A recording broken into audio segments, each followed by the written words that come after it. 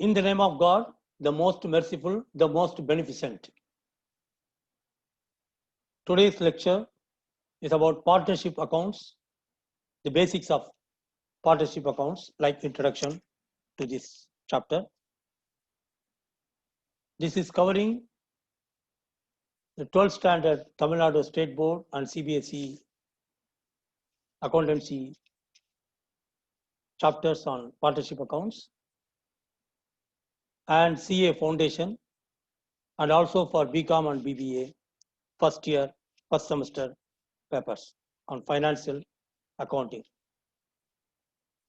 And I intend to give this partnership accounts complete after the basics. Then we'll have to see various accounting, including admission of new partners up to retirement of partners in 3 parts of Part A, Part B, and Part C.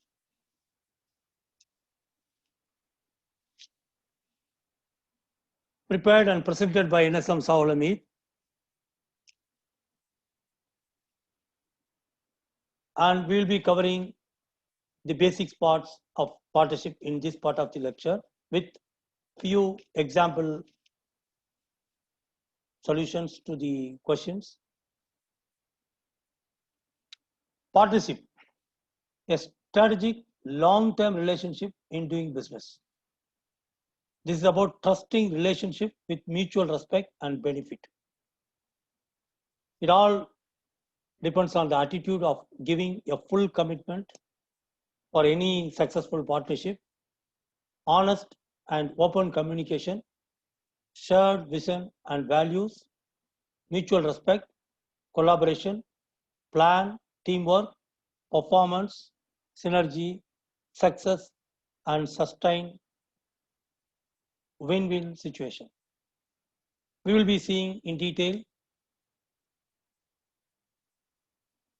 First, let us see what are the major level of business organization. ஒரு business இருக்கணும்னா எப்படி என்னென்ன மாதிரி அமைப்புகள் இருக்க முடியும் அப்படிங்கிறத நிறைய இருக்கலாம். இது வந்து ஒரு மேஜரா வந்து ஒரு 4 categories. Business organization is the single most important choice you will make regarding your company.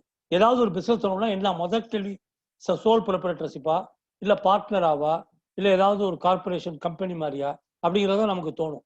So that is the idea. So what form your business adopts will affect a multitude of factors, many of which will decide your company's future. இந்த மாதிரி நம்ம எந்த விதமான தோற்றத்துல நம்மளுடைய பிசினஸை கொண்டு போறோமோ அதுக்கு தகுந்த சில விதிமுறைகள் இருக்குது. Okay, so aligning your goals to your house business organization type is an important step. What is the business organization type? That is an important step. So understanding the pros and cons of each type is crucial. Why? Because your company's form will affect tax liability. ஏன்னா ஒரு soul proprietorship company இதுக்கெல்லாம் வந்து tax liability எந்த வித்தியாசத்துல எப்படி இருக்குது அப்படிங்கிறத நம்ம பார்க்கணும். அதே மாதிரி சட்டபூர்வமான லியபிலிட்டி இருக்குது. சில கம்பெனி நார்ம்ஸ், சில கம்பெனி அக்கௌண்ட்ஸ்லாம் வந்து ப்ராப்பராக ஆடிட்டிங் பண்ணணும், பேலன்ஸ் ஷீட் சைன் பண்ணணும். அதே சமயத்தில் ஒரு சோல் ப்ரொப்ரைட்டர்ஷிப் ஒரு சின்ன கன்சர்ன் வந்து அந்த மாதிரி சில ரெகுலேஷன்ஸ்லாம் கிடையாது. இதெல்லாம் இருக்குது, நம்ம பார்க்கணும். அஃப்கோர்ஸ் ஜிஎஸ்டி டேக்ஸ் மாதிரி உள்ள அக்கௌண்டிங் இருக்கலாம், பட் ரியல் சார்ட் அக்கௌண்டன்ட் வச்சு ஒரு ஆடிட் பண்ணணுங்கிற விதிமுறை வந்து ஒரு சாதாரண ப்ரொப்ரைட்டருக்கு இல்லாமல் இருக்கும். அண்ட் காஸ்ட் ஆஃப் ஃபார்மேஷன், அந்த மாதிரி கம்பெனின்னா ஈஸியாக ஒரு பர்டிகுலர் ஒரு சின்ன சோல் ப்ரொப்ரைட்டர்ஷிப்னா எப்போ வேணாலும் குயிக்காக உட்காந்துடலாம். கொஞ்சம் அந்த பிஸ்னஸ் லைசன்சிங் சம்மந்தப்பட்ட மேட்டர் இருந்துச்சுன்னா அதை மட்டும் டீல் பண்ணுற மாதிரி இருக்கும். உதாரணமாக ஒரு மளிகை கடை வைக்கிறது சடனாக வச்சிடலாம், ஒரு பார்மசி அது மாதிரி வைக்க முடியாது. அதுக்குள்ள ட்ரக்ஸ் கண்ட்ரோல் போர்ட்லேருந்து சில லைசன்ஸ் வாங்கி அப்புறம் தான் நம்ம வைக்கணும். அந்த மாதிரி விதிமுறைகள் வேணா சோல் ப்ரொப்ரைட்டர்ஷிப்புக்கு இருக்கலாம். ஆனால் அதே சமயத்தில் ஒரு கம்பெனின்னா ப்ராப்பர் ரெகுலேஷன்ஸ் இருக்கு, அது லீகல் அஸ்பெக்ட்ஸ்லாம் இருக்கு, அதெல்லாம் முடிச்சுட்டு தான் நம்ம எஸ்டாப்ளிஷ் பண்ண முடியும் அந்த விஷயங்கள். அதே மாதிரி கம்பெனியை நிர்வாகம் பண்ணுறதுக்கு வேண்டிய காஸ்ட் இருக்கு இல்லையா, அது இதுல எல்லாம் சில வித்தியாசங்கள்லாம் இருக்கு. So therefore we have to see in detail in all these things, but we are determined to see about partnership accounting in this part of this lecture. So we will consider only, we will focus on only partnership. பார்ட்னர்ஷிப்னா என்னங்கிறது நம்ம பார்ப்போம். இது just ஒரு ஒரு முன்னோட்டம் மாதிரி நம்ம தெரிஞ்சுக்கிட்டோம், அவ்வளவுதான். So simple idea. The sole properties simplest and most common form of business ownership, அவ்வளவுதான், ரொம்ப சிம்பிள். ஓகே, சோல் ப்ராப்பர்ட்டிஸ்னா தனியா ஓனர், சொந்தம், அவர் தான். ஓகே, பார்ட்னர்ஷிப்னாக்கா these come into two types, general and limited. General partnershipனாக்கா there may be one more than one, that means 2 or up to 50. அந்த டீடைல்ஸ்லாம் நம்ம பார்ப்போம். that can be like a general partnership. அவங்களுக்கு வந்து இவ்வளவு விதிமுறைகள் எல்லாத்தையும் பார்க்கலாம். both owners invest their money, property, labor எல்லாமே அவங்க பண்ணக்கூடியது. அதே மாதிரி லிமிடெட் பார்ட்னர்ஷிப்னா அவங்களுடைய லியபிலிட்டி வந்து லிமிட்டடா இருக்கும். அதனுடைய விதிமுறைகளும் we are going to see in detail in this part of the lecture. Corporations are for tax purposes separate entities and are considered a legal person. This means, among other things, that the profits generated by corporation are taxed as the personal income of the company. Then any income distributed to the shareholders as dividends or profits are taxed again as personal income of the owners. இதுல என்ன ஒரு இதை பார்க்கணும்னாக்கா, நம்ம ஒரு corporate identity கொடுத்துட்டோம்னாலே அது ஒரு தனி மனிதன் மாதிரி அந்த ஐடென்டிட்டிக்கு லீகல் வேலிடிட்டி கிடைச்சிருது, ஒரு லீகல் என்டிட்டியா அது மாறிடுது. அதோட இல்லாம டாக்ஸ் லியபிலிட்டியும் உண்டு. அங்க ஒரு எப்படி, இப்ப உதாரணமா நான் ஒரு பிசினஸ் மேன், லாபம் சம்பாதிச்சு நான் ஒரு சோல் ப்ரொப்ரைட்டர் பிசினஸ் பண்றேன். என்னுடைய லாபத்துல இருந்து நான் இன்கம் டேக்ஸ் கட்டுறேன். நான் இன்கம் டேக்ஸும் கட்டிட்டு என்னுடைய பணியாட்களுக்கு சம்பளம் கொடுக்குறேன். அந்த சம்பளத்தை வாங்கிட்டு போற அந்த பணியால் அவரும் வந்து குறிப்பிட்ட வரைமுறைக்கு உட்பட்ட சேலரியா இருந்தா இன்கம் டேக்ஸ் கட்ட வேண்டியதில்லை. அதுக்கு மேல இருந்துச்சுனாக்கா அவரும் ஒரு இன்கம் கட்டிதான் ஆகணும். அது மாதிரி இந்த கார்பரேஷன் அப்படிங்கும் போது கார்பரேட் டாக்ஸ் கட்டிட்டு அதுல கிடைக்கிற லாபத்தை பிரிச்சுக்கிற தனிநபர்களும் சொந்த முறையில அவங்க இன்கம் டாக்ஸ் கட்ட வேண்டிய அவசியம் இருக்கும். இதை பத்திலாம் நம்ம விரிவா பிற்பாடு கம்பெனி ஆக்ட் பார்க்கும்போது நம்ம பார்ப்போம். And similarly limited liability company, similar to a limited partnership, and LLC provides owners with limited liability while providing some of the income advantages of a partnership. இது வந்து பார்ட்னர்ஷிப்லேயே வித் லிமிடெட் லியபிலிட்டி கம்பெனி மாதிரி கொண்டு போக முடியும். அதே மாதிரி company கார்பரேட்டாக இருக்கும், private limited கம்பெனியாகவும் நம்ம கொண்டு போக முடியும். So that's idea. எல்எல்சிங்கும் போது லிமிடெட் லியபிலிட்டி கம்பெனி. இதை பற்றியும் நம்ம விரிவாக கம்பெனி அக்கௌண்ட்ஸ் பார்க்கும்போது டீட்டெயிலாக பார்ப்போம். Okay, now let's focus on the partnership. Partnership form is a form of organization. It is a form of organization where two or more persons carry on some business activity on the business agreement among them. அவங்களுக்குள்ள உள்ள ஒப்பந்தத்தின் அடிப்படையில் ஏதோ ஒரு பிசினஸை carry on பண்றாங்க. The persons who have agreed to carry on the partnership business are individually called partners. ஒவ்வொருத்தரும் partner. அவங்களுக்கு collectively called as firm. ஃபார்ம்ங்கிற மீனிங் வந்து கலெக்டிவ் நேம் வந்து ஃபார்ம். அவங்க இண்டிவிஜுவல் பார்ட்னர் வந்து இஸ் அ பார்ட்னர். இதை பற்றி நம்ம டீட்டெயிலாக we are going to see in detail one by one. So this is the definition of the partnership. அப்படின்னு பார்த்தீங்கன்னாக்கா, an agreement entered into by all persons concerned for the purpose of business carried on by all or any of them acting for all, and it can be with unlimited liability for all partners, and there are new provisions where you can have the limited liability also. That we will see a very in detail. நம்ம தனியா அதையும் பார்ப்போம். An association of two or more persons, அதுதான் பார்ட்னர்ஷிப்புடைய main definition. Sharing of profits and losses of the business.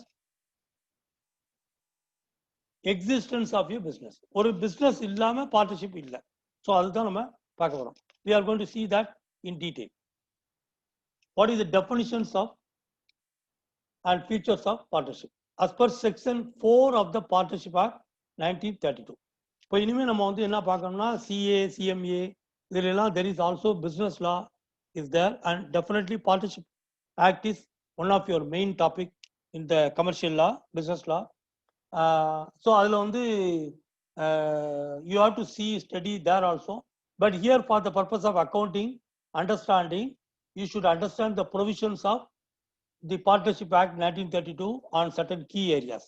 அதாவது இந்த லாவில் உள்ள சட்டபூர்வமான சில விதிமுறைகள் அவசியம் நீங்க தெரிஞ்சாகணும். அது நீங்க எப்படிங்கிறத உதாரணங்களோட நாம் பார்க்க இருக்கிறோம். அதை பிற்பாடு பார்ப்போம். So let us understand the definition. எப்படி அந்த சட்டம் எப்படி டெஃபைன் பண்ணுது? Partnership is the relation between persons who have agreed to share the profit of a business carried on by all or any of them acting for all. Three things. என்னன்னாக்கா, there should be a relationship and there should be a business and there should be an agreement. அவங்களுக்குள்ள ஒரு எழுத்தாளர் இல்லாட்டியும் ஒரு பர்பலாவோ they should have agreed share the profit. லாபத்தை பங்கு பிரிச்சுக்கிற profit இருக்கணும். ஏன்னா ஒருத்தர் மட்டும் ப்ராஃபிட் எடுத்துக்கிறாரு, பாக்கி இன்னொருத்தர் சேலரின்னா அது பார்ட்னர்ஷிப் கிடையாது. அது வந்து எம்ப்ளாயர் அண்ட் எம்ப்ளாயி ரிலேஷன்ஷிப். அது வந்து பார்ட்னர்ஷிப் ரிலேஷன்ஷிப் கிடையாது. And the business can be carried on by all. எல்லாருமே சேர்ந்து பிஸ்னஸை பார்க்கலாம். இல்லைன்னா any of them, one or two, இல்லை any one can take care of the business on பிகாஃப் ஆஃப் ஆல். எல்லாரும் சார்பாகவும் அவரே அந்த பிஸ்னஸை பார்க்க முடியும். அதுதான் நம்ம சாதாரணமாக தமிழ்ல நம்ம இதை கூட்டு வியாபாரம் அப்படின்னு சொல்லுவோம். மெயினான ஃபீச்சர்ஸ் ஆஃப் பார்ட்னர்ஷிப் என்னன்னா, எக்ஸிஸ்டன்ஸ் ஆஃப் அன் அக்ரிமெண்ட். ஒரு அக்ரிமெண்ட் இருக்கணும். Okay, whether it is in writing R not, ஒரு அக்ரிமெண்ட் அவங்களுக்குள்ள இருக்கணும். அது கண்டிப்பா இருக்கும். அடுத்தது பிஸ்னஸ் இருக்கணும். பிஸ்னஸ் இல்லாமல் நம்ம எல்லாம் சேர்ந்து நம்ம எல்லாம் ஒரு பார்ட்னராக இருப்போம் அப்படின்ட்டு ஒரு அக்ரி பண்ணிட்டோம்னா அது ஒரு பார்ட்னர்ஷிப் கிடையாது. There should be a business. அடுத்தது sharing of profits or loss. கம்பல்சரியா லா படி ப்ராஃபிட் ஷேரிங் கண்டிப்பா இருக்கணும். பர்சன்டேஜ் வேணா டிஃப்ரெண்டா இருக்கலாம். ஈக்குவல் ஷேர்னா ஆளுக்கு 2 பேர் இருந்தா 50-50, 4 பேர் இருந்தா 25%, 25%, இல்லைனா 3 பேர் இருந்தா 33%, இந்த மாதிரி இருக்கலாம். இல்ல 60-40 இருக்கலாம். எப்படியோ but there should be a sharing of profit இருக்கணும். இதெல்லாம் இல்லாக்கட்டி எப்படிங்கிறதையும் நம்ம அந்த நிபந்தனைகளை சட்டபூர்வமா where the partnership act 1932 comes, அதையும் நம்ம பார்த்துருவோம். And then mutual agency. One mutual agent of another one. One partner is acting as a mutual agent of another one. அதான் நம்ம அங்க பார்க்கணும். Okay. So let us see the details. Existence of agreement, it is specified in section 5 of the act. Okay. Partnership is the result of an agreement. There should be an agreement, then only as a result it is a partnership. It means that the relation of partnership arises from contract and not from status. ரெண்டு பேரும் வந்து ஒரு அவங்களுடைய ஸ்டேட்டஸ்ல வந்து partner மாதிரி எங்க போனாலும் ஒன்னா திரியிறாங்க, கூட்டாளிகளா இருக்காங்க அப்படிங்கிற ஒரு ஸ்டேட்டஸ் இருக்கிறதுனாலயே பார்ட்னர் ஆயிட முடியாது.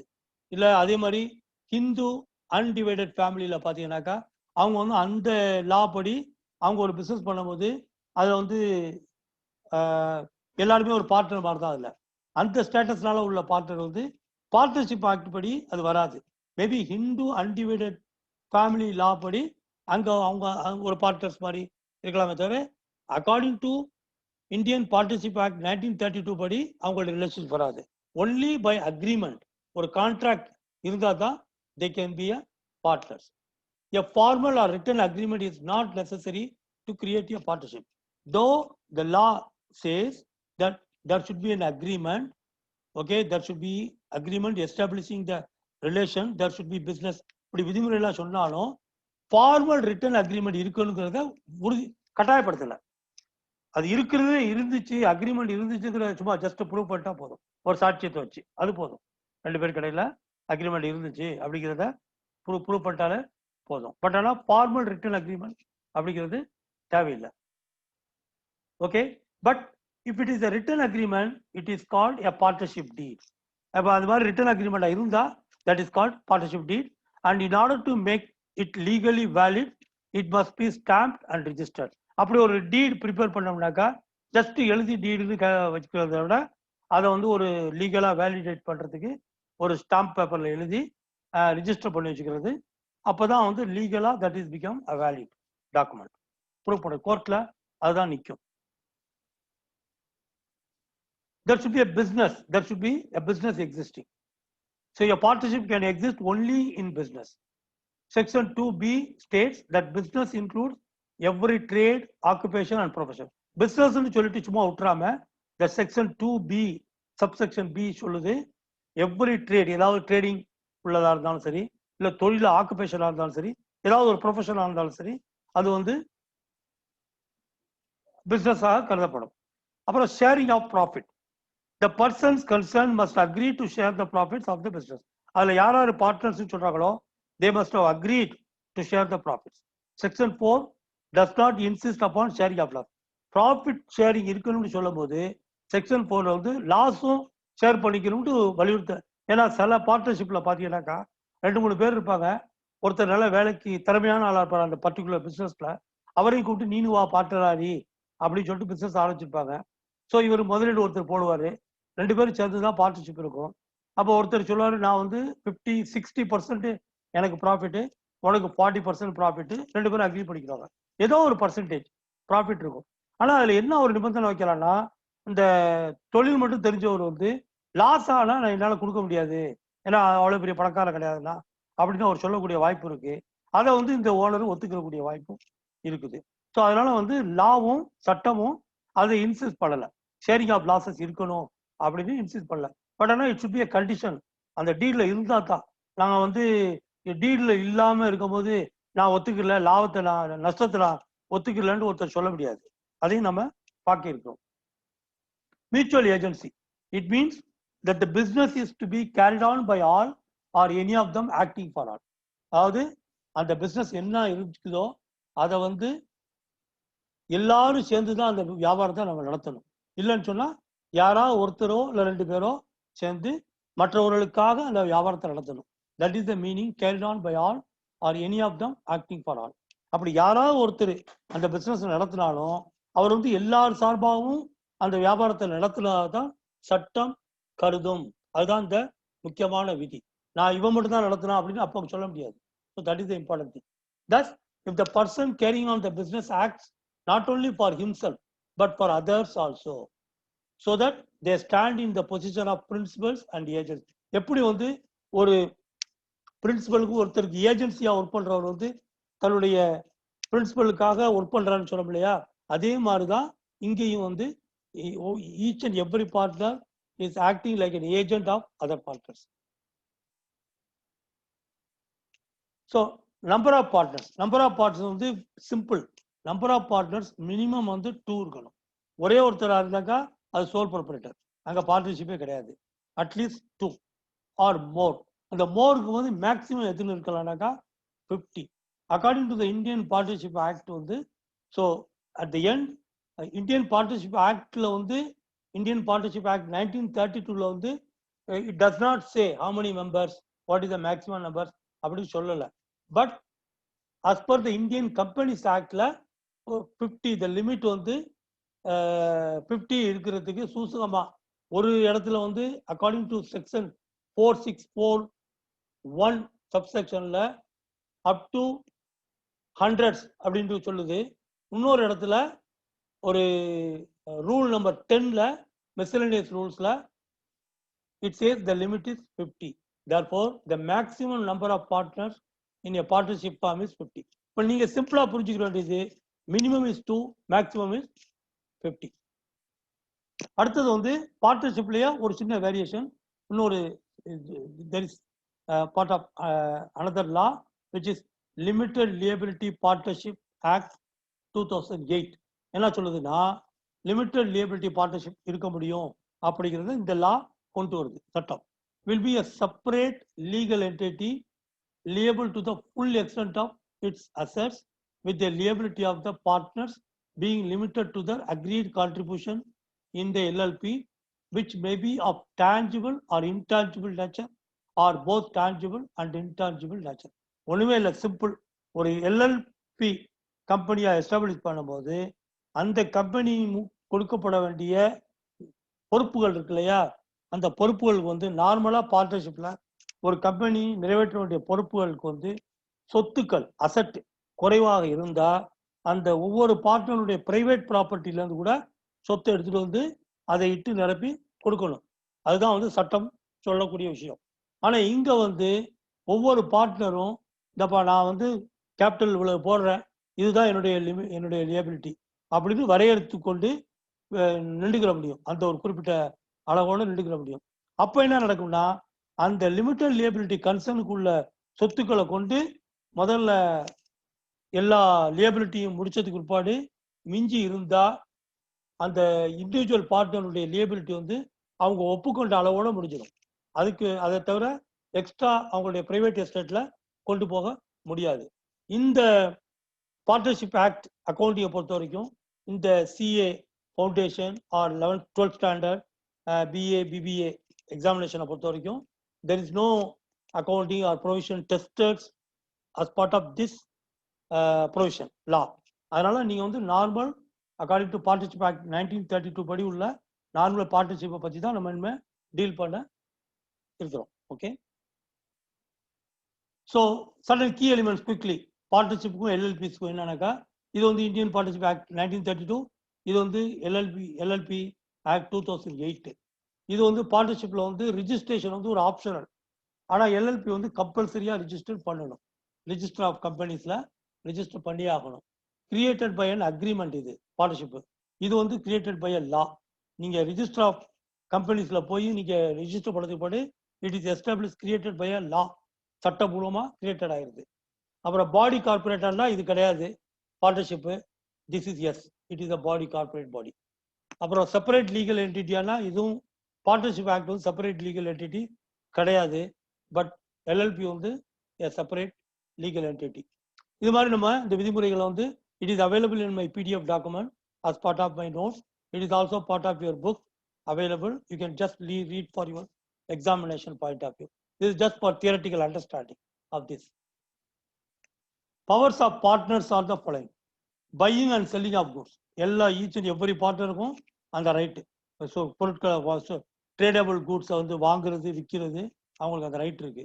Receiving payments on behalf of the firm and giving valid receipt. யாருக்கும் வர வேண்டிய கடனுக்காக உள்ள வர வேண்டிய பணத்தை வசூல் பண்ணிட்டு ஒரு ரிசீட் கொடுக்க முடியும் அந்த பார்ட்னர்ஷிப்புக்காக. Drawing cheques and drawing accepting and endorsing bills of exchange. நம்ம பில்ஸ் ஆஃப் எக்ஸ்சேஞ்ச்லாம் பார்க்கலாம் இல்லையாப்பா, ஏற்கனவே I have put my lectures also, you should have understood that. Cheque இந்த மாதிரி இதெல்லாம் வந்து நம்ம கையெழுத்து ட்ரா பண்ணுறதுக்கு, பேங்க் அக்கௌண்ட் ஓப்பன் பண்ணிக்கிறதுக்கு எல்லாத்துக்கும் அவங்களுக்கு பவர் இருக்கு. Okay, and borrowing money on behalf of the firm. அந்த பிஸ்னஸ்க்காக, அந்த கூட்டு வியாபாரத்துக்காக வெளியாட்கள்கிட்ட இருந்தோ இல்லை பேங்க்ல இருந்தோ கடன் வாங்க முடியும். ஓகே, நார்மலாக பேங்க்ல கடன் வாங்கும்போது மட்டும் அவங்க என்ன பண்ணுவாங்க, பேங்க் வங்கி என்ன பண்ணோம்னாக்கா அந்த பார்ட்னர்ஷிப் டீடை கொண்டா, அந்த டீட்ல ஏதாவது ப்ரொவிஷன் இருக்கா அப்படின்னு அவங்க பார்த்துக்கிடுவாங்க. பட் தனியார் வந்து சரி டீடே இல்லை, நாங்கள் பார்ட்னர் தான், நீ தான் பார்க்குறியே, டெய்லி நாங்கள் ஒன்றா கடையில் இருக்கோம் அப்படின்னு சொல்லிட்டு கையெழுத்து போட்டு வாங்கிட்டு போகிறதுக்குள்ள வாய்ப்புகள் இருந்துச்சுன்னா அதுவும் வந்து அவங்களை கட்டுப்படுத்தும். இதெல்லாம் வந்து நம்ம சட்ட விதிமுறைகள் பற்றி பார்க்கும்போது இன்னும் தெளிவாக நம்ம பார்க்கலாம். Engaging servant for the business of the firm. அந்த பிஸ்னஸ் நிர்வாகம் பண்ணுறதுக்கு நமக்கு வேலைக்கு அக்கௌண்டன்ட் நியமிக்கிறதுலேருந்து, கேஷியர் நியமிக்கிறதுலேருந்து, நியமனம் பண்ணுறதுக்கு இல்லை அவங்கள டெர்மினேட் பண்ணுறதுக்கு அந்த பார்ட்னர்ஸுக்கு எல்லா விதமான பவரும் இருக்குது. இப்போ now we are going to see about partnership deed. If it is written, then it is called partnership deed. In the partnership firm, relations among the partners will be governed by mutual agreement. First important thing is எல்லா பார்ட்னர்ஸுக்கும் they are governed by mutual agreement. அப்போ this agreement is known as partnership deed. It is a document in writing. What is partnership deed? It is a document in writing that contains the terms of the agreement among the partners. என்ன agri பண்ணியிருக்கோங்கிற டேர்ம்ஸை அந்த விதிமுறையில் எழுதப்பட்டிருக்கிறது தான் இந்த partnership deed. But we know that by law it is not compulsory for a partnership to have a partnership deed. அப்படி compulsory கிடையாது as per the Indian Partnership Act 1932. But it is desirable to have a partnership deed as it serves as an evidence of the terms of the agreement among the partners. ஏதாவது dispute வந்துருச்சுன்னா அப்போ வந்து இது இந்த டீட் இருந்துச்சுன்னா அது ஒரு எவிடன்ஸா இருக்கும். Once agree, the deed must be properly stamped and registered in order to give it an legal enforceability. ஏன்னா இது ரொம்ப முக்கியமான விஷயம். அந்த டீடா இருக்கிறது ரொம்ப முக்கியங்கிறதுக்கு ஒரு முக்கியம் செய்தி என்னன்னா, உதாரணமா முதல்ல பிசினஸ் ஆரம்பிக்கும் போது 2 பேரும் கூப்பிடுவாங்க. சரி நீ எவ்வளவு லாபத்துல பங்கு, உனக்கு எவ்வளவு வேணும், 2 பேர் பேசுறோம். அப்போ ஒருத்தர் வந்து இன்னொருத்தர் மேல ரொம்ப மரியாதை வச்சிருப்பாரு.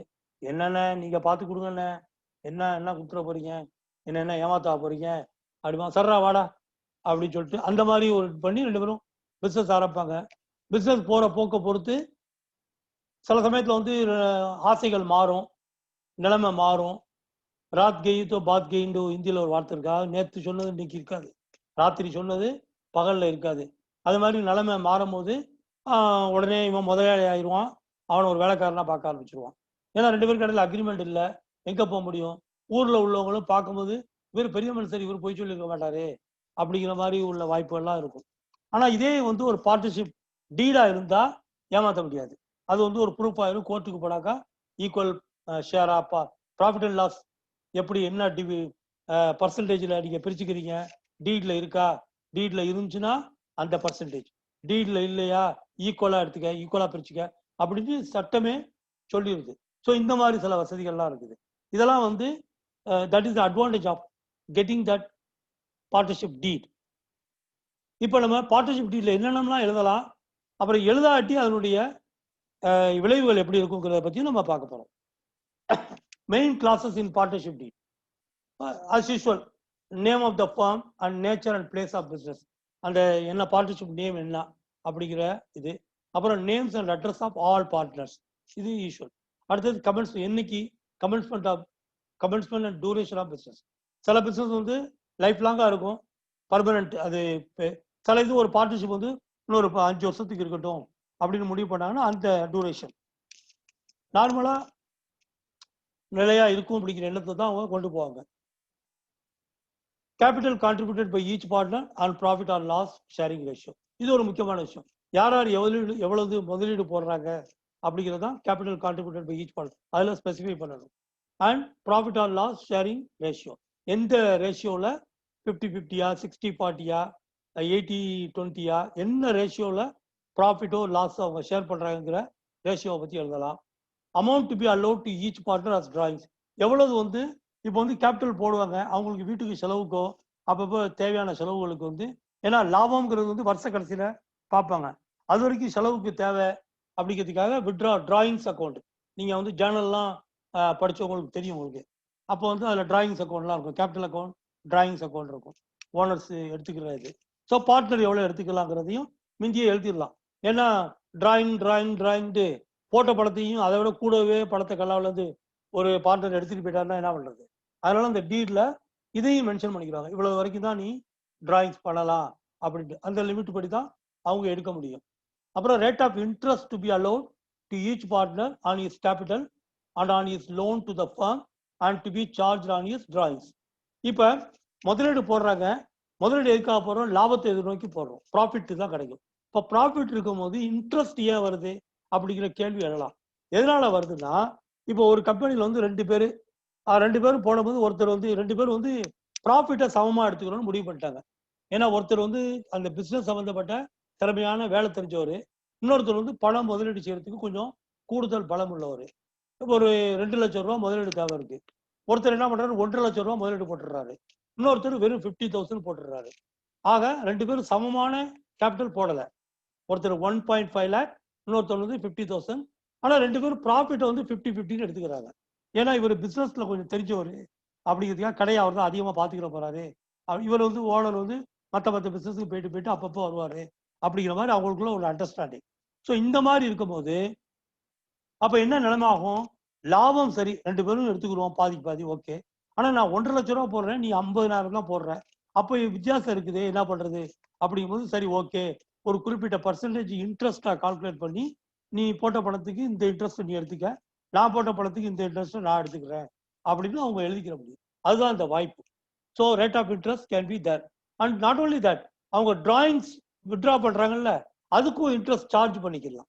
இவ்வளவு சில பேர் டிராயிங் குறைச்சி பண்ணுவாங்க, சில பேர் கூட பண்ணுவாங்க, அதுக்கும் டிராயிங்ஸை இன்ட்ரெஸ்டை கம்பெனி அந்த பார்ட்னர்ஷிப் ஃபார்ம் சார்ஜ் பண்ணலாம்.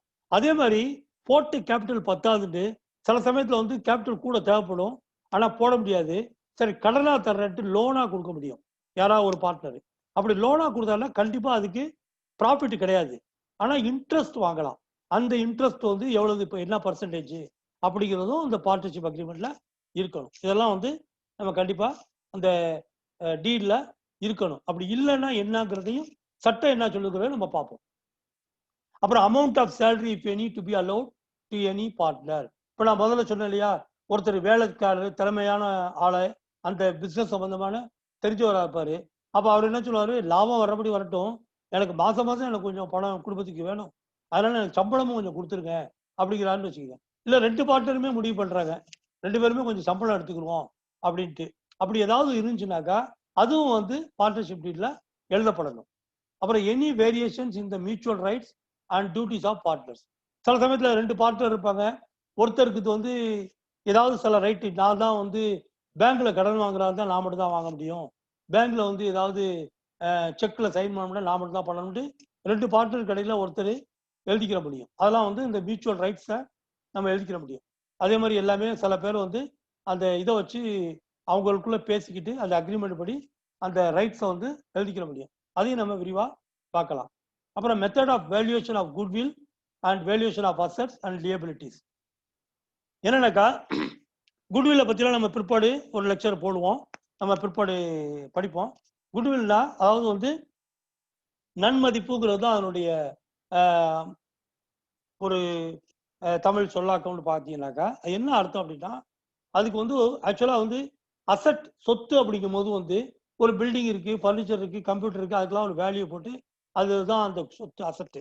அதே மாதிரி பார்க்கும்போது சில கம்பெனிக்கு பேர் இருக்கும், நற்பெயர், நன்மதிப்பு, பேர்.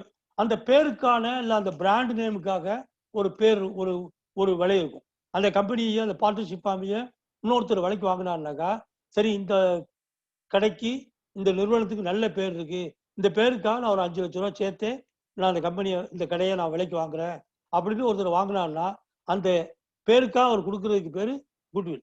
இதை எப்படி வேல்யூவேஷன் பண்றதுங்கிறதெல்லாம் நம்ம பிற்பாடு பார்க்க இருக்கிறோம். Not in this lecture, that is a separate part. அதே மாதிரி valuation of other assets, liabilities இதெல்லாம் பார்க்க போறோம். இது எப்போ தேவைப்படும்னா on the occasions of changes in the constitution of the firm. நம்ம அந்த அக்ரிமெண்ட்ல ஏதாவது சில சேஞ்சஸ் பண்ண வேண்டியிருக்கும், அப்போ வந்து இந்த வேல்யூவேஷன்லாம் பண்ண வேண்டியிருக்கும். ஏன் இந்த சேஞ்சஸ் பண்ணணும்னாக்கா, ஒரு பார்ட்னரு இந்த பார்ட்னர்ஷிப் விட்டு போயிருக்கிறதுக்கு வாய்ப்பு இருக்கும், இல்லை அவர் இறந்து போயிருப்பாரு, அப்போ முடிஞ்சிருச்சு, ஃபார்ம் முடிஞ்சிருது, வேற புது பார்ட்னர் அவருக்கு பதிலாக சேர்க்கணும், அப்போ அவருக்கு வேண்டிய செட்டில்மெண்ட் பண்ணணும். இந்த மாதிரி விஷயங்கள். சில பார்ட்னர் ரிட்டையர் ஆயிடுவாரு, சில பார்ட்னர் வந்து திவால் ஆயிடுவாரு, ஓகே, இன்சால்வன்சி. அந்த மாதிரி இருக்கும்போது அந்த ஃபார்முடைய கான்ஸ்டிடியூஷனே சேஞ்ச் ஆகுது, அதாவது டீடுடைய கண்டிஷன்ஸ் எல்லாமே சேஞ்ச் ஆகுது. அதனால அப்போ வந்து எல்லாத்தையும் புதுசாக வேல்யூவேஷன் பண்ணி புது பேலன்ஸ் ஷீட் போட்டு அதுக்கப்புறம் ஸ்டார்ட் பண்ணுற மாதிரி இருக்கும். யார் கேபிட்டல் எவ்வளவு, யாருக்கு என்ன டியூ இருக்கு அப்படிங்கிறதெல்லாம் அங்கே தான் தெரியும். ஸோ அதுக்காக இந்த வேல்யூவேஷன் தேவைப்படும். Okay, procedure by which a partner may retire and the method of payment of his dues. இந்த டீட்லேயே எழுதிக்கலாம் என்ன மாதிரி கண்டிஷன்ல ஒரு பார்ட்னர் ரிட்டையர் ஆகிடலாம், அவரு போய்க்கலாம், அப்போ அவருக்கு எப்படி அவர் டியூலாம் எப்படி செட்டில் பண்ணணும். அதே மாதிரி appointment of executors in case of death of a partner and settlement. ஒரு பார்ட்னர் இறந்துட்டாருன்னா ஒரு ஒரு எக்ஸிக்யூட்டர் யாராவது ஒரு லீகலா ஒரு அக்கௌண்டன்ட் யாராவது ஒருத்தர் நியமிச்சு அவருக்கு வந்து எப்படி செட்டில் பண்றதுக்குள்ள விதிமுறைகள்லாம் இதில் எழுதிக்கலாம். அப்புறம் treatment of losses arising out of the insolvency of a partner. ஒரு பார்ட்னர் திவால் ஆயிட்டாருனாக்கா அப்போ எப்படி நம்ம அக்கௌண்ட்ஸ்லாம் எப்படி இது பண்ணிக்க சீரமைப்பு பண்ணிக்கிறது. அப்புறம் procedure to be allot for settlement of disputes among partners. சண்டை வந்துருச்சுன்னா, தகராறு வந்துருச்சுனாக்கா அப்போ வந்து எப்படி செட்டில் பண்ணிக்கலாம், எப்படி பஞ்சாயத்து வச்சுக்கலாங்கிறதை நம்ம அதில் இந்தியா இந்த டீலில் எழுதிக்கலாம். Preparation of accounts and the audit. எப்படி நம்ம அக்கௌண்ட்ஸ்லாம் யார் எழுதுறது, ஒரு அக்கௌண்டன்ட் வச்சு எழுதணுமா, சார்ட்டர்ட் அக்கௌண்டன்ட் வச்சு எழுதணுமா, ஆடிட் எப்படி பண்ணலாம், அப்படிங்கிறதெல்லாம் அந்த விதிமுறைகள்லாம் அங்கே எழுதிக்கலாம். அப்புறம் settlement of accounts and dissolution of the firm. Suppose ஒரு கால் துரதிருஷ்டமா அந்த கம்பெனியை அந்த பார்ட்னர்ஷிப் ஃபார்மை முடிக்கிறோம் அப்படின்னு சொன்னோம்னாக்கா டிசால்வ் பண்றோம்னு அர்த்தம். அப்போ வந்து என்ன மாதிரி அக்கௌண்ட்ஸ்லாம் எப்படி செட்டில் பண்றது, யாருக்கு முதல்ல கொடுக்குறது, எப்படி கொடுக்குறது அப்படிங்கிறதெல்லாம் அதுல இருக்கும். Okay, application of the provisions of the Indian partnership act 1932 in the absence of partnership deed. இப்போ நம்ம முதல்ல பார்த்தோம் இல்லையா பார்ட்னர்ஷிப் டீட் விரிவா, அதுல சில ஷரத்துக்களை பத்தி சொல்லவே இல்லைன்னா இப்போ நம்ம என்ன பண்ணணும், கவலையே வேண்டியில்லை. இந்த பார்ட்னர்ஷிப் ஆக்ட் 1932 வந்து என்ன சொல்லியிருக்கோ அதுதான் அங்க நிற்கும். பார்ட்னர்ஷிப் டீட்ல இருந்துச்சுன்னா நமக்கு வந்து இந்த ஆக்டை பத்தி கவலைப்பட வேண்டியதில்லை. பார்ட்னர்ஷிப் டீட்ல இல்லாத விஷயங்கள் எல்லாம் இந்த ஆக்ட் என்ன சொல்லுதோ அதுதான் செல்லும். ஒரு தகராறு போனா அப்போ என்ன பொண்ணு செக்ஷன் 13A என்ன ஆக்ட் சொல்லுதுன்னா no salary or remuneration is allot to any partner. இப்போ வந்து அந்த டீட்ல வந்து சேலரி கொடுக்குறத பத்தி மென்ஷனே இல்லை அப்படின்னு சொன்னாக்கா சேலரி கேட்கவே முடியாது. இப்போ 2 பார்ட்னர் இருக்காங்க, 2 பார்ட்னரும் அக்ரி பண்ணி சேலரி எடுத்துக்கிட்டாங்கன்னா அது வேற விஷயம். ஒரு பார்ட்னர் சேலரி கேட்கிறாரு, இவர் இல்லை கொடுக்க மாட்டேங்கிறாரு, தகராறு வந்துடுது, கோர்ட்டுக்கு போறோம், கோர்ட்டு பார்க்குது, டீலை கொண்டா அப்படிங்குது, டீட்ல சேலரியை பத்தி மென்ஷன் பண்ணிருக்கா இல்லை, தென் நோ சேலரி முடிஞ்சு. அதே மாதிரி 13B என்ன சொல்றது, profits and losses are to be shared by the partners equally. அதுல ப்ராஃபிட் லாஸ் பத்தி ஷேர் பர்சன்டேஜை பத்தி ஒண்ணுமே இல்லைன்னா டீட்ல ஈக்குவலா எத்தனை பேர் இருக்காங்களோ அத்தனை பேர் ஈக்குவலா ஷேர் பண்ணிக்கணும். அடுத்தது 13C என்ன சொல்லுது, no interest is allowed on the capital. கேபிட்டலுக்கோ இல்ல டிராயிங்ஸ் வித்ட்ரா பண்ணதுக்கோ அந்த டீட்ல இல்லைன்னு சொன்னாக்கா கேபிட்டலுக்கு இன்ட்ரெஸ்டும் கிடையாது, டிராயிங்ஸுக்கு வித்ட்ரா பண்ணதுக்கு இன்ட்ரெஸ்ட் சார்ஜ் பண்ணவும் கூடாது. ஓகே, ஸோ அதுதான் அங்க முக்கியம். அதே சமயத்தில் 13D என்ன சொல்லுதுன்னா interest on loan is to be allowed at the rate of 6% per annum. Suppose லோனா கொடுக்குறாங்க இல்லையா, கேபிட்டலா இல்லாம கம்பெனிக்காக, இந்த லோனா கொடுக்கறதுக்கு இன்ட்ரெஸ்ட் வந்து டீட்ல எழுதிட்டா ஒரு 12%, 13%, 15%, 20% இப்படி எழுதி இருந்தோம்னா அந்த பர்சன்டேஜை கொடுக்கணும். அது சட்டம் அனுமதிக்கக்கூடிய பர்சன்டேஜ் வரைக்கும் லிமிடேஷன் இருக்கு. அதுக்காக 50%, 20%, 22% போக முடியாது. ஒரு மேக்சிமம் இருக்கும், அப்பதான் வந்து செல்லும். அதே சமயத்துல அப்படி டீல்ல இருந்துச்சுன்னா அந்த பர்சன்டேஜ் இன்ட்ரெஸ்ட் கொடுக்கணும். அந்த டீல்ல இல்லைன்னு சொன்னா இந்த சட்டம் என்ன சொல்லுதுன்னா, ஓகே லோனா தானே நீ கொடுத்துருக்க, அதனால கவர்மெண்ட் அந்த லா ரேட் என்ன சொல்லுதுன்னா 6% கொடுக்கலாம், கொடுத்துரு அப்படின்னு சொல்லிட்டு அனுமதிக்குது. அப்புறம் no interest is charge on the drawings. அதே மாதிரி பார்ட்னர்ஸுக்கு யாருக்கும் அந்த டீல்ல இல்லைன்னாக்கா இன்ட்ரெஸ்ட் சார்ஜ் பண்ண முடியாது. ஒரு சின்ன எக்ஸாம்பிள் பார்ப்போம் இதை புரிஞ்சுக்கிறதுக்காக. A and B commenced business in partnership on 1st January 2016. No partnership agreement was made. DD இல்ல, okay, made either oral or written, எதுவுமே இல்லை. They contributed அப்ப என்ன 40,000, 10,000 respectively. A and B வந்து ஒருத்தர் 40,000, இன்னொருத்தர் 10,000 கேபிட்டலா போட்டிருக்காரு. In addition, A also advanced 20,000 on 1st July 2016. அவர் ஒரு 20,000 லோன் மாதிரி அட்வான்ஸ் பண்ணியிருக்காரு. A met with an accident on 1st April 2016 and could not attend to the partnership business up to 30th June. அது ஒரு காலகட்டம். The profit for the year ended on 31st December amounted to 50,600. இப்போ ஒண்ணுமே இல்லை, partnership agreement கிடையாது, 2 பேரும் வித்தியாசமான கேபிட்டலை invest பண்ணியிருக்காங்க, வேற எந்த இதுவும் இல்லை. இடையில ஒரு குறிப்பிட்ட நாள் ஆக்சிடென்ட்னால ஒரு பார்ட்னர் ஏ வந்து கம்பெனிக்கு வரல, இதுதான் நிலைமை. 50,600 ப்ராஃபிட் கிடைச்சிருச்சு. இப்போ சண்டை வந்துருச்சு. என்ன சண்டை? Dispute having been arisen between தம். என்ன சொல்றாங்கன்னா ஏ என்ன கிளைம் பண்றாங்க, பி என்ன கிளைம் பண்றாங்கன்னு பார்ப்போம். He should be given interest at 10% per annum on capital and the loan. ஏ என்ன சொல்றாருன்னா, நான் கூட பணம் போட்டிருக்கேன், அதனால எனக்கு 10% இன்ட்ரெஸ்ட் கொடு கேபிட்டலுக்கு, அதே மாதிரி 20,000 ரூபாய் லோனா கொடுத்துருக்கேன், அதுக்கு ஒரு 10% கொடு அப்படின்னு கேட்கிறாரு. இது பார்த்துட்டு நமக்கு தெரியுது. இப்போ என்ன, நம்ம ஏற்கனவே நம்ம படிச்சு பார்த்துட்டோம், கேபிட்டலுக்கு இன்ட்ரெஸ்ட் கிடையாது. அதே சமயத்தில் லோனுக்கு ஓகே 6% கொடுக்கலாம், நாட் 10%. நமக்கு தெரிஞ்சிருச்சு, ஆன்சரு முடிஞ்சு. அடுத்து ரெண்டாவது என்ன சொல்றாரு, profit should be distributed in proportion of capital. Capital நம்ம என்ன ரேட்ல போட்டோமோ, நான் 40 போட்டிருக்கேன், நீ 10,000 தான் போட்டிருக்க, இப்போ 4 1 எனக்கு மொத்தம் 5 பங்கா வச்சு எனக்கு 4 பங்கு உனக்கு 1 பங்குன்னு ஏ சொல்றாரு. ஆனா பி சண்டை போடுறாரு, இல்ல இல்ல ஈக்குவலா தான் எடுத்துக்கணும்ட்டு. அவர் சொல்றதுதான் பி சொல்றதுதான் செல்லும். ஏன்னா பார்ட்னர்ஷிப் டீட்ல இந்த பர்சன்டேஜை பத்தி எழுதல, அதனால பார்ட்னர்ஷிப் டீடே அங்க கிடையாது, அதனால equally has to be shared. அதுதான் ரெண்டாவது ஆப்ஷன். சரி, பியோட கிளைமை பார்ப்போம். Net profit should be shared equally. B என்ன சொல்றாரு, நெட் ப்ராஃபிட் வந்து ஈக்குவலா ஷேர் பண்ணணும் அப்படிங்கிறாரு. Okay, reasonable. அடுத்தது he should be allowed remuneration of 1,000 per month during the period of A's illness. B என்ன சொல்ற, ரொம்ப பாருங்க, அவன் பாருங்க வஞ்சத்தை பாருங்க. என்ன சொல்றான்னா, நீ ஒரு 3-4 மாசம் ஆக்சிடென்ட் ஆகி வீட்டில் படுத்து கிடங்க, நான் மட்டும் தான் கடையை பார்த்துக்கிட்டேன், அதனால எனக்கு வந்து ஒரு 1000 ரூபாய் சம்பளம் போட்டு, மாச சம்பளம் போட்டு எனக்கு அந்த மாசத்துக்கு கொடுத்துட்டு பி கேட்கிறாரு. இது வந்து நம்ம எடுத்தெடுப்புலயே நிராகரிச்சலாம். ஏன்னா சம்பளத்தை பத்தி அக்ரிமெண்ட்ல எதுவுமே கிடையாது, அதனால சம்பளம் உனக்கு கிடையாது அப்படின்னு சொல்லிடலாம். அப்புறம் interest on capital and loan should be given 6% per annum. அவர் என்ன சொல்றாரு, இந்த பி என்ன சொல்றாரு, நான் போட்ட கேபிட்டலுக்கு எனக்கு இன்ட்ரெஸ்ட் கொடு அப்படிங்கிறாரு, லோனுக்கும் 6% கொடுப்போம் அப்படிங்கிறாரு. இதுல என்ன ஆகும்னா, லோனுக்கு 6% சட்டமே சொல்லுது, அது கொடுத்தாகணும், கொடுக்கலாம். ஆனா கேபிட்டலுக்கு இன்ட்ரெஸ்டே கிடையாது, அதனால இதை தள்ளுபடி பண்ணிடுறோம். அவ்வளவுதான். இதுதான் நமக்கு ஆன்சர். நம்ம பண்ண ஆன்சரை வெரிஃபை பண்ணிக்கலாம்.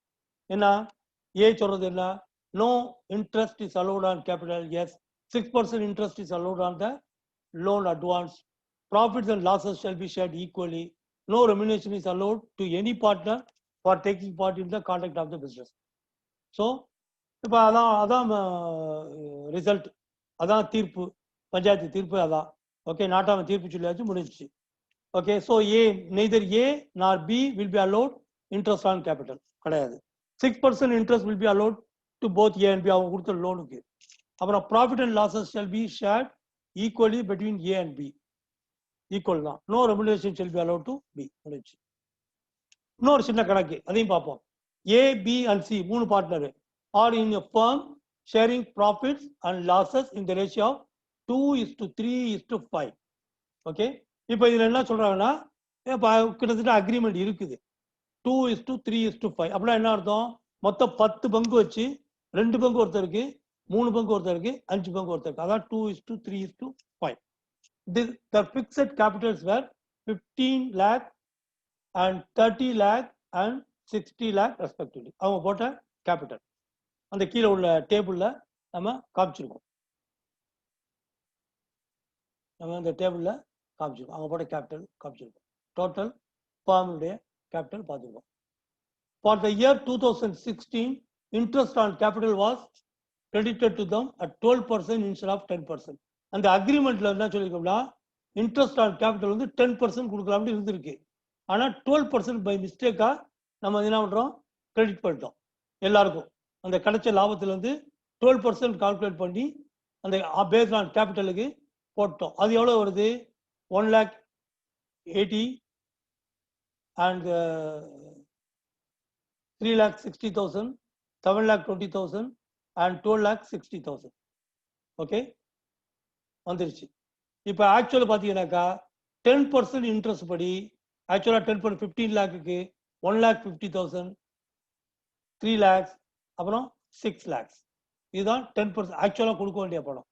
பட் ஆக்சுவலாக பை மிஸ்டேக்காக கொடுத்துருக்கக்கூடிய பணம் வந்து 12% கால்குலேஷன் பண்ணி, அப்போ ஒருத்தருக்கு ஏக்கு வந்து 30,000 கூடுதலாக கொடுத்துருக்கோம், பிக்கு வந்து 60,000 கூடுதலாக கொடுத்துருக்கோம், சிக்கு வந்து 1,20,000 கூடுதலாக கொடுத்துருக்கோம். இதுதான் வந்து ஸோ டோட்டல் வந்து 2,10,000 கூடுதலாக கொடுத்துட்டோம். ஆக்சுவலாக வந்து இப்போ எப்படி இந்த இதை சொல்யூஷன் பண்றது, by recovering the extra amount paid, the share of profits will increase and it will be credited in the ratio of 2:3:5. இப்போ என்ன ஆகும், இந்த 2,10,000 எக்ஸ்ட்ரா கொடுக்கப்பட்ட பணத்தை திரும்ப என்ன பண்ணணும், கேபிட்டல் ரேஷியோ படி நம்ம பிரிக்கணும். கேபிட்டல் ரேஷியோ படி பிரிச்சோம்னாக்கா, ஸோ ஒருத்தருக்கு இந்த 2,50,000 எக்ஸ்ட்ரா கொடுத்துட்டோம் இல்லையா, அதனால கேபிட்டல் ரேஷியோ படி நம்ம பிரிச்சு அதை கொண்டு வரணும். அப்போ வந்து யார் யார் எவ்வளவு போடணும் அப்படிங்கிற பார்த்தீங்கன்னாக்கா, so there will be 42,000 by A and 63,000 by B and 1,05,000 by C. இந்த அமௌண்ட். ஸோ நெட் எஃபெக்ட் பார்த்தீங்கன்னாக்கா, ஏ 12,000 கெட், ஏக்கு வந்து 12,000 கிடைக்கும். ஏன்னா அவரு அதிகமாக பெற்றுக்கொண்டது வந்து 30,000. அவருக்கு ஆக்சுவலா அந்த கேபிட்டல் லாஸ்ட் 2,10,000 பிரிச்ச கேபிட்டல் ரேஷியோ படி திரும்பி கொடுக்கும்போது 42,000 கிடைக்குது. So he get benefit of 12,000. அவருடைய நெட் எஃபெக்ட்ல அவருக்கு சேர வேண்டியது 12,000.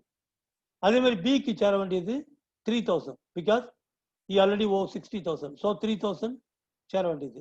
பட் வந்து சி வந்து ஏற்கனவே 1,20,000 அதிகமா எடுத்துக்கிட்டதுனால பை மிஸ்டேக் ஆஃப் 12% கால்குலேஷன்னால இப்போ 10% பண்ணும்போது 1,20,000. ஆனால் இந்த ஈக்குவல் கேபிட்டல் ரேஷியோ படி இது பிரிச்சதுனால 1,05,000. ஸோ அந்த வகையில் 15,000 கூடுதலாக இருக்கு. இப்போ இந்த 15,000 இவர்கிட்ட வாங்கி சியிலேருந்து வாங்கி இவருக்கு 12 இவருக்கு 3 கொடுத்தோம்னா கணக்கு டேலி ஆயிடுது. So that is the idea this accounting.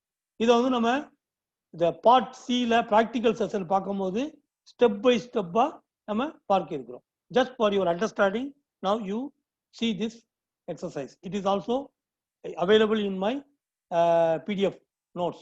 Okay, it is also part of your textbook. So final accounts of partnership firms. Enna final accounts can be there. Manufacturing account, if manufacturing activity is carried on. If suppose partnership சேர்ந்து ஏதாவது manufacturing பண்ணோம்னா there will be of course manufacturing account இருக்கும். அடுத்தது trading and profit and loss account. Normally every trading company there will be trading where there is a sale, purchase on sales, direct expenses. இதுல இருந்து gross profit cross loss கண்டுபிடிச்சு அதுக்கப்புறம் profit and loss account பார்த்து net profit net loss கண்டுபிடிச்சு அதுக்கப்புறம் balance ஷீட்டுக்கு வருவோம். இது வந்து பார்ட்னர்ஷிப் அக்கௌண்ட்லையும் அதே தான் நடைமுறை. அப்புறம் profit and loss appropriation account, இது வந்து இந்த பார்ட்னர்ஷிப் அக்கௌண்ட்ல ஒரு நியூ இன்ட்ரடக்ஷன். இதை வந்து நம்ம இந்த விரிவா இந்த லெக்சர்லையும் நெக்ஸ்ட் பார்ட்லையும் நம்ம பார்ட் பியில் நம்ம விரிவாக பார்க்க இருக்கிறோம். அப்புறம் balance sheet to ascertain the financial status, balance sheet also there. So இதுதான் நம்ம வந்து so trading and profit and loss account, அப்புறம் profit and loss appropriation account, then capital accounts of partners. இதுதான் வந்து resulting things. So the procedure for these things will be explaining. So இந்த procedures தான் நம்ம வந்து ஒன் பை ஒன்னா with examples we are going to see in the coming lectures also. Okay, but actually the procedure is same like sole proprietorship business. adula indha maatram illa, but only instead of one capital there will be partner A's capital, partner B's capital. adukku thanda mari and the books to be maintained. adha anga vena nama paakalam. Okay, but in the capital accounts there are partnership accounts la there are two type of capital accounts maintenance. What are the two types? One is that fixed capital method, another one is that fluctuating capital method. In a fixed capital method na, in this method generally initial capital contributions by the partners are credited to partners capital accounts and all subsequent transactions and events are dealt with through current accounts. என்ன அர்த்தம்னா இப்போ ஒரு partner AB இருக்காங்க, நம்ம example கூட பார்க்குறோம். முதல்ல கொண்டாந்து பிஸ்னஸ் போடும்போது ஈச் புட் 50,000 50,000, பார்ட்னர் ஏ ஒரு 50,000, பார்ட்னர் பி 50,000. அப்புறம் ஒரு 6 மாதம் கழிச்சு போத் பிரிங், ஒரு பார்ட்னர் வந்து ஒரு 30,000 கொண்டு வர்றாரு, இன்னொரு பார்ட்னர் ஒரு 20,000 கொண்டு வர்றாரு. இப்போ அடுத்தது ஒரு 3 மாதம் கழிச்சு ரெண்டு பேரும் அவங்களுடைய டிராயிங்ஸ் வந்து ஒரு 10,000, இன்னொரு 10,000 இன்னொருத்தர் பி, ரெண்டு பேரும் வித்ட்ரா பண்ணிக்கிறாங்க. இப்போ எல்லாமே வந்து இந்த கேபிட்டல் அக்கௌண்ட்லேயே அட்ஜஸ்ட் ஆயிருந்துச்சுன்னா அப்போ வந்து இயர் எண்டில் சப்போஸிங் அந்த கான்ட்ராக்ட்ல, அதாவது அந்த அக்ரிமெண்ட் பார்ட்னர்ஷிப் டீலில் கேபிட்டலுக்கு இன்ட்ரெஸ்ட் கொடுக்கலாம் அப்படின்னு ஒரு கண்டிஷன் இருக்குன்னு வச்சுக்கோங்க. அப்போ எந்த அமௌண்ட்டுக்கு இன்ட்ரெஸ்ட் கொடுக்குறது? உதாரணமாக 50,000 ஆரம்பிக்கும் போது போட்ட பணத்துக்கா, இல்லை 6 மாதம் கழிச்சு போட்ட 20,000 சேர்த்து கால்குலேட் பண்ணுறதா, இல்லை இடையில ஒருத்தர் வந்து 6 மாசத்துல போறாரு, ஒருத்தர் 3 மாசத்துல போறாரு, அப்புறம் திடீர்னு ஒரு 10,000 எடுத்துக்கிறாரு, அதை எப்படி டிஸ்டர்ப் பண்ணாம எப்படி கால்குலேட் பண்றது அப்படிங்கிறதுல ஒரு கன்ஃபியூஷன் வரும். ஒரே கேபிட்டல் அக்கௌண்ட் மெயின்டைன் பண்ணலாம். இப்ப அதனால என்ன பண்றாங்கன்னா இந்த பிக்சட் கேபிட்டல் அக்கௌண்ட் மெத்தட் என்ன சொல்லுதுன்னா, பிகினிங்ல இனிஷியலா போடுறத பிக்சட் கேபிட்டல் அக்கௌண்ட்ல போட்டுறது, அதுக்கப்புறம் போடுற கேபிட்டல்ஸ் வித்ட்ரா பண்றது எல்லாத்தையும் ஒரு பார்ட்னர்ஸுக்கு ஒரு கரண்ட் அக்கௌண்ட் ஏற்படுத்தி அந்த கரண்ட் அக்கௌண்ட்ல மெயின்டைன் பண்ணிக்கிறது. இப்போ நம்ம பேங்க்லேயே கூட பார்க்கலாம், நம்மகிட்ட வந்து ஒரு 4 lakhs பணம் இருக்கு, அப்போ பிஸ்னஸுக்கு பணம் போட்டு எடுக்கணும். அப்போ என்ன பண்ணுவாங்கன்னா சில பேர் புத்திசாலித்தனமா என்ன பண்ணுவாங்க, ஒரு 3 lakhs கொண்டு போய் பிக்சட் டெபாசிட்ல போட்டுருவாங்க. ஒரு 3 years இல்லை 1 yearக்கு எடுக்க மாட்டாங்க. அந்த பணத்தை பிக்சடா போட்டுறது. மீதி 1 lakh கொண்டு போய் கரண்ட் அக்கௌண்ட்ல போட்டுருவாங்க. அப்படின்னா என்ன அர்த்தம்?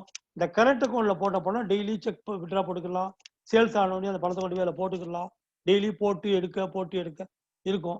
ஆனா அந்த பேங்க் வந்து இந்த கரண்ட் அக்கௌண்ட்டுக்கு இன்ட்ரெஸ்ட் எதுவும் கொடுக்க மாட்டாங்க.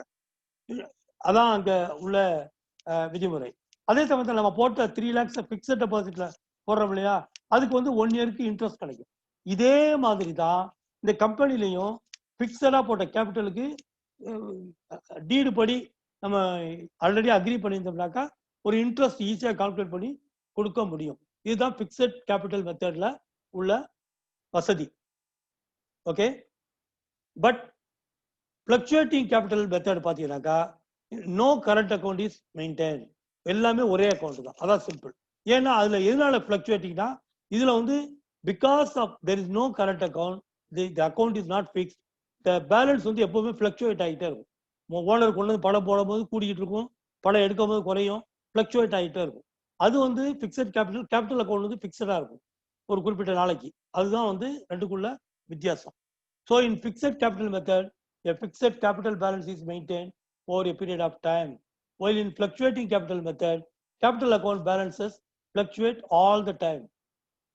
இப்போ இதை வந்து ஒரு சின்ன ஒரு கம்பேரிட்டிவா நம்ம புரிஞ்சுக்கிறதுக்காக இந்த டேபிள்ஸ் பார்க்கலாம். இப்போ வந்து உதாரணமா லெட்ஜரை பார்த்தீங்கன்னாக்கா கேபிட்டல் அக்கௌண்ட்ல வந்து என்னென்ன இருக்குன்னு சொன்னாக்கா இந்த டெபிட் சைடில் பர்மனன்ட் வித்ட்ராவல் ஆஃப் கேபிட்டல், அது அந்த கேபிட்டல் அக்கௌண்ட் ஃபிக்ஸட் கேபிட்டலாக இருந்துச்சுனாக்கா ஃபர்ஸ்ட் வந்து கிரெடிட் சைடில் ஐ மீன் ஓப்பனிங் பேலன்ஸ் கொண்டு வந்து போடுற பணம், இல்லைன்னா போன வருஷத்தினுடைய பணம் வந்து ஓப்பனிங் பேலன்ஸாக இருக்கும், இல்லைன்னா இனிஷியல் இன்வெஸ்ட்மெண்ட்டு கிரெடிட் சைடில் கூட நம்ம போட்டிருப்போம்.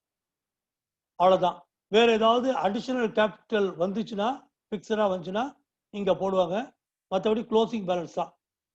அப்புறம் இல்லை பர்மனெண்ட்டாக விட்ராவல் கேபிட்டல் கம்பெனி முடியுது, ஏதோ ஒரு காரணத்துக்காக விட்ரா பண்ணும்போது அந்த கேபிட்டல் இந்த இடத்துல டெபிட் ஆயிரும். இது மட்டும்தான் இந்த கேபிட்டல் அக்கௌண்ட்ல இருக்கும், மற்ற டிரான்சாக்ஷன் எதுவுமே இருக்காது.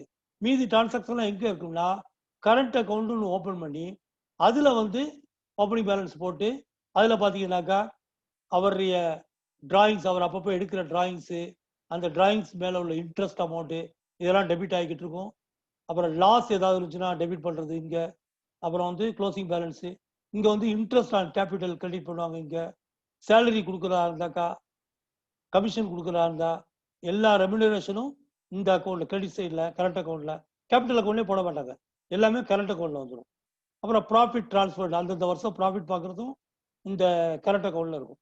இதெல்லாம் மொத்தமாக பார்த்து அடுத்த வருஷம் கால்குலேட் பண்ணி அடிஷனல் கேபிட்டலில் கொண்டு போய் வேணா அந்த ஓனராக முடிவு பண்ணி இதுலேருந்து விட்ரா பண்ணி கொண்டு போய் சேர்க்கலாம். பட் கம்பெனி வந்து வில் கீப் ஆன், அந்த ஃபார்ம் வந்து will keep on accumulating in current account only. இதுதான் வந்து இதில் உள்ளது. இப்போ ஃப்ளக்சுவேட்டிங் இதில் பார்த்தீங்கன்னாக்கா எல்லாமே இதில் இருக்கு. அதான் நம்ம ஏற்கனவே பார்த்த உள்ள இது ரெண்டா இருக்குது, இதில் எல்லாமே ஒரே அக்கௌண்ட்ல இருக்குது. அதான் வித்தியாசம். ஓகே, ரெண்டுக்குள்ள சின்ன டிஃபரன்சஸ். ஸோ என்ன இது, capital balance would not fluctuate as all subsequent transactions and events are dealt with through current accounts. அதுதான் அங்கே நம்ம பார்த்தது. இங்கே வந்து இட் இஸ் ஆல்வேஸ் ஃப்ளக்சுவேட்டிங். அப்புறம் initial capital contributions by the partners are credited to partners capital accounts. இது initial contributions தான் அந்த கேபிட்டல் அக்கௌண்ட்ஸுக்கு போகுது. No current account is maintain, so every thing will be transferred here. அப்புறம் unless a decision is taken to change it, initial capital account balance is not changed. எப்பவுமே ஒரு ஏதாவது ஒரு டிசிஷன் முடிவெடுத்து பார்ட்னர்ஸ்லாம் முடிவெடுத்து சரி நம்ம கேபிட்டல் அக்கௌண்ட் ஸ்ட்ரக்சரை சேஞ்ச் பண்ணிக்கிடுவோம், கொஞ்சத்தை விட்ரா பண்ணிக்கிடுவோம், இல்லைன்னா அடிஷனல் கேபிட்டலை சேர்த்துக்கிடுவோம் அப்படின்னு அவங்க டிசைட் பண்ணாங்கன்னா இந்த கேபிட்டல் அக்கௌண்ட் சேஞ்ச் ஆகும். இல்லைன்னு சொன்னா every thing will go to current account. இங்கே வந்து naturally capital account keep on fluctuating. அப்புறம் two accounts, capital account current account, இங்க வந்து only capital account. If this method is use then it must be specified in the partnership deed. இப்போ fixed capital account method இருந்துச்சுன்னு சொன்னா use பண்றதா இருந்தா கண்டிப்பா partnership டீட்ல இருக்கணும். பார்ட்னர்ஷிப் டீட்ல கேபிட்டல் அக்கௌண்ட்டும் இருக்கும் கரண்ட் அக்கௌண்ட் இருக்குங்கிறது மென்ஷன் பண்ணியிருக்கணும். We are using fixed capital method இருக்கணும். இங்க வந்து நாட் நெசசரி. அப்புறம் will always show a credit balance. ஏன்னா இது பிக்சட் கேபிட்டல் அக்கௌண்ட் எப்பவுமே கேபிட்டல் வந்து credit balance, normal balance of capital is credit. So அதனால இருக்கும். ஆனால் இங்கே வந்து need not be credit balance. ஏன்னா சில சமயத்தில் கரண்ட் அக்கௌண்ட் இன்வால்வ் ஆகிறதுனால டெபிட் வந்து மோர் ஆகிறதுக்கு வாய்ப்பு இருக்குது. Okay, now let's see interest on capital of partners. இப்போ வந்து கேபிட்டல் கொண்டு வரதுக்கு இன்ட்ரெஸ்ட் கொடுக்கலாம். லெட்ஸ் அஸ்யூம் இப்போ வந்து நம்ம டீட்ல வந்து கொடுக்கலாம் அப்படின்னு சொல்லிட்டோம்னா, so how do we calculate? If டீட்ல ஒண்ணுமே மென்ஷன் பண்ணலன்னா இன்ட்ரெஸ்டே கிடையாது. சில சமயத்தில் எக்ஸாம்ல மல்டிபிள் சாய்ஸ் கொஸ்டின்ல காம்ப்ளிகேட்டடா கேட்டிருப்பாங்க. ஏக்கு இந்த பர்சன்டேஜ், ஏ இந்த கிளைம் கேட்கிறாப்ல, பி இந்த கிளைம் கேட்கிறாப்ல, ஆனா தெர் வாஸ் நோ டீடுங்கிறத ஒரு ஓரத்துல சின்னதாக கொடுத்துருப்பாங்க. கொடுத்துட்டு எந்த பர்சன்டேஜ்ல கால்குலேட் பண்ணும், இல்லைன்னா கிமி த இன்ட்ரெஸ்ட் அமௌண்ட் அப்படின்னு கேட்டிருப்பாங்க.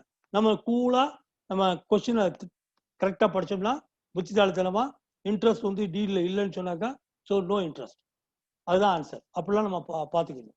Okay okay.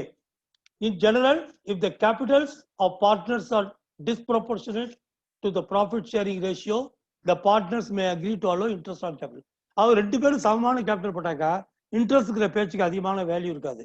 அதே சமயத்தில் ஒருத்தர் கூட இன்னொருத்தர் குறைச்சல போடும்போது, சரி நான் கொஞ்சம் பணம் கூட போனாலும் எனக்கு இன்ட்ரெஸ்ட் இருக்கணும், ப்ராஃபிட் வந்து நம்ம ஷேர் ஈக்குவலா பண்ணிக்கிறோம் அப்படின்னு சொன்னோம்னாக்கா நம்ம வந்து அந்த மாதிரி வாய்ப்பு இருக்கும். இல்லைன்னா சில சமயத்தில் ப்ராஃபிட் ஷேரிங் ரேஷியோ டிஃப்ரெண்டா இருக்குன்னாக்கா கேபிட்டலுக்கு வந்து இன்ட்ரெஸ்ட் வாங்கிக்கிறது கட்டாயமாக இருக்கப்படும்.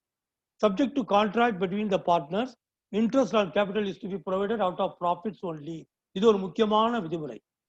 So this is very important point, that out of profits only.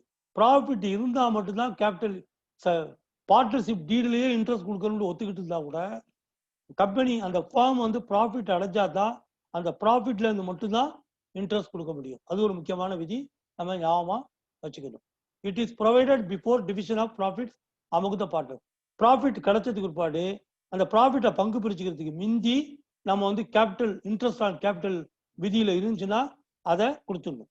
அதை கொடுத்துட்டு மீதி உள்ளதை தான் ப்ராஃபிட் ரேஷியோ படி பங்கு பிரிச்சுக்கணும். அதான் இந்த விதிமுறை. Thus in case of loss no interest is provided. லாஸா இருந்துச்சுன்னா இன்ட்ரெஸ்டே கிடையாது.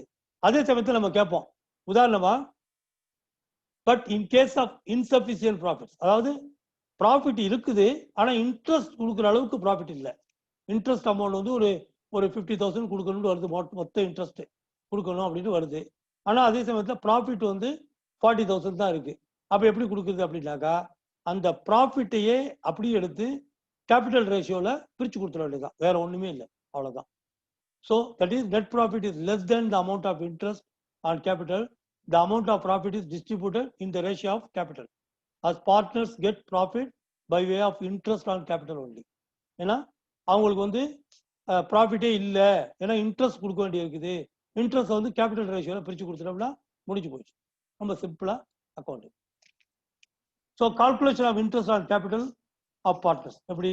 Interest on capital is to be calculated on the capitals at the beginning of the relevant period. So ரொம்ப முக்கியம், எப்பவுமே இன்ட்ரெஸ்ட் எப்படி கால்குலேட் பண்ணா பிகினிங் கேபிட்டல் எவ்வளவு இருக்குன்னு பார்த்து அந்த அடிப்படையில் தான் நம்ம வந்து கால்குலேஷன் பண்ணணும். உதாரணமா ஜனவரி டு டிசம்பர் ஒரு அக்கௌண்டிங் இருந்துச்சுனாக்கா ஜனவரியில் உள்ள கேபிட்டலுக்கு ஒரு 10,000 இருக்கு. அப்புறம் வந்து ஜூலை 1ஆம் தேதி ஒரு 5,000 கொண்டாந்து போடுறாருன்னா இந்த ஜூலை போட்ட 5,000 கேபிட்டலுக்கு 6 மாசத்துக்குள்ள இன்ட்ரெஸ்ட் தான் நம்ம கொடுக்கணும். அதே சமயத்தில் ஜனவரியில் போட்ட கேபிட்டலுக்கு ஒரு வருஷத்துக்கு 12 மாதத்துக்குள்ள இன்ட்ரெஸ்ட் கொடுக்கணும். இந்த மாதிரி சில வேரியேஷன்லாம் நம்ம கால்குலேஷன்ல பார்க்க இருக்கிறோம். அதுதாங்க இந்த விதியில் நம்ம பார்க்க போறோம். If there is any additional capital introduced on capital withdrawal during the year, it will cause change in the capital and interest to be calculated proportionately. அதான் proportionality. ஒரு வருஷத்துக்கா 6 மாசத்துக்கா 3 மாசத்துக்கா அப்படின்னு கால்குலேட் பண்ண இல்லையா, that is called proportionality on the changed capitals of the relevant period. If capital at the beginning is not given, then it can be calculated. So that is important. Questions-ல capital at the beginning கொடுக்க மாட்டாங்க கொஸ்டின்ல. ஆனா நம்ம வந்து ரிவர்ஸா calculate பண்ணி என்னவா இருந்திருக்கும் அப்படின்ட்டு கண்டுபிடிக்க முடியும். அதை நம்ம ஒரு எக்ஸாம்பிள்ல பார்ப்போம். இதான் அந்த எக்ஸாம்பிள். இப்போ ஃபார்முலா என்ன? எப்படி interest on capital. Okay, interest on capital வந்து எப்படி கால்குலேட் பண்றேன்னா the amount of capital multiplied by rate of interest 10% என்னமோ rate of interest per annum. இப்போ 10% 10/100, அதான் 10%. ஸோ அமௌண்ட் ஆஃப் இன்ட்ரெஸ்ட், இப்போ அமௌண்ட் ஆஃப் கேபிட்டல் வந்து 1 lakh, 1 lakh multiply by 10% 10/100 into period of interest. இப்போ 1 இயர்னா 1 அப்படின்னு போடுறோம், 2 இயர்னா 2ன்னு போடுறோம். ஆனால் இந்த அக்கௌண்டிங்ல வந்து பெரும்பாலும் இயர் வந்து 1 இயர், அதுக்குள்ளதான் நம்ம கால்குலேட் பண்ணுவோம். மந்த்ல வரும். அதனால 1ங்கிறத 12/12, அது 1 போட்டாலும் சரி 12/12 போட்டாலும் சரி 1 தான் போட்டுவோம். அதான் ஈஸி. அதே சமயத்துல சில அமௌண்ட் வந்து ஒன்லி ஃபார் 6 months தான் கால்குலேட் பண்ணா நம்ம என்ன பண்ணலாம்? அப்ப 6/12, 3 monthsனா 3/12, அவ்வளவுதான். நம்ம சிம்பிளா போட்டுக்க வேண்டியது. ஓகே. So இதான் வந்து அந்த formula. If the capital at the beginning is not given, then it can be calculated as below. எப்படி? Capital at the end, இப்போ reverse calculation. Capital லாஸ்ட்ல இப்போ வந்து உதாரணமா at the end of December 31st, 2019, the capital was this much. அப்படி கொடுத்து அப்புறம் drawings during the year, additional capital brought, profit எவ்வளவு கிரெடிட் ஆயிடுச்சு இப்படி எல்லாத்தையும் கொடுத்துட்டு final balance is this much னு கொடுத்துட்டாங்கன்னு வச்சுக்கோங்க. அப்ப நம்ம என்ன பண்ணணும்? இந்த கேபிட்டல் அட் த எண்டை கொண்டு வந்து இங்க போட்டுக்கணும். தென் டிராயிங்ஸ் வந்து கேபிட்டல் வந்து எடுத்தது தானே, what ever it was done அதை வந்து அப்படியே ரிவர்ஸ் பண்றோம் நம்ம. அப்ப டிராயிங்னா அதை வந்து மைனஸ் பண்ணியிருப்போம், இப்போ நம்ம ஆட் பண்றோம். டிராயிங்ஸ் டூரிங் த இயர் அதை இப்போ நம்ம ஆட் பண்ணிடுறோம்.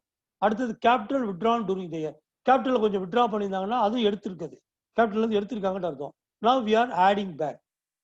இது ரெண்டையும் ஆட் பண்ணதுக்கு பாட்டு வர்ற அமௌண்ட், அதுல இருந்து ஏற்கனவே ஆட் பண்ணியிருக்கிறத இப்போ நம்ம லெஸ் பண்ணணும். ப்ராஃபிட் வந்து ஆட் பண்ணியிருப்பாங்க, இயர் அண்ட் ப்ராஃபிட் பார்த்து இவ்வளவு ப்ராஃபிட் அப்படின்னு ஆட் பண்ணியிருப்பாங்க. அந்த ப்ராஃபிட் நம்ம கழிச்சிடணும். Profit created during the year, credited during the year, அதை நம்ம லெஸ் பண்ணிடுறோம். அடுத்தது அடிஷனல் கேபிட்டல் கொண்டு வந்துருக்கலாம், அதுவும் ஆட் பண்ணப்பட்ட விஷயம், அதையும் நம்ம லெஸ் பண்ணிடணும். இதை நம்ம லெஸ் பண்ணிட்டு பார்த்தோம்னா கேபிட்டல் அட் த பிகினிங் என்னங்கிறது தெரியும். அவ்வளவுதான், இதான் அந்த ஃபார்முலா. இப்போ இந்த ஃபார்முலாவை யூஸ் பண்ணி ஒரு ஆக்சுவல் ப்ராக்டிக்கல் எக்ஸாம்பிளே பார்ப்போம். பார்த்துட்டோம்னா நமக்கு இன்னும் கிளியரா புரியும். From the following balance sheet of Brinda and Pravina, who share profits and losses in the ratio of 3:4. So calculate interest on capital at 6%. Simpler, interest on capital at 6% for the year ending 31st December 2017. இன்னொன்று நம்ம புரிஞ்சுக்கணும், கொஸ்டின்ல வந்து இது வந்து deed இருந்துச்சா இல்லையாங்கிறதெல்லாம் இல்லாகட்டி you can assume that there was a deed, there was an agreement on capital percentage. Deed இல்லைன்னு mention பண்ணாதான் நீங்க வந்து கேபிட்டலுக்கு வந்து இன்ட்ரெஸ்ட் கிடையாதுங்கிறத நம்ம புரிஞ்சுக்கணும். இங்க வந்து we have to do that.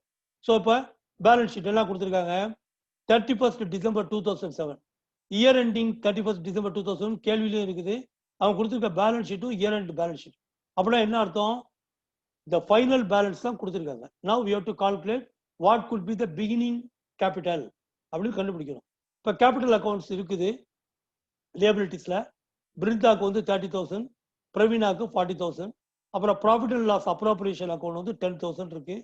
அப்புறம் சன்ட்ரி அசெட்ஸ் வந்து 80,000. மற்ற அசெட்ஸ் எல்லாம் டோட்டல் பண்ணி போட்டாச்சு, பேலன்ஸ் ஷீட் டேலி ஆயிருக்கு. இப்போ பிருந்தாவுடைய கேபிட்டல் வந்து 30, பிரவீனா கேபிட்டல் வந்து 40. ஆனால் ஆக்சுவலா இதுதான் அவங்களுடைய கேபிட்டலா?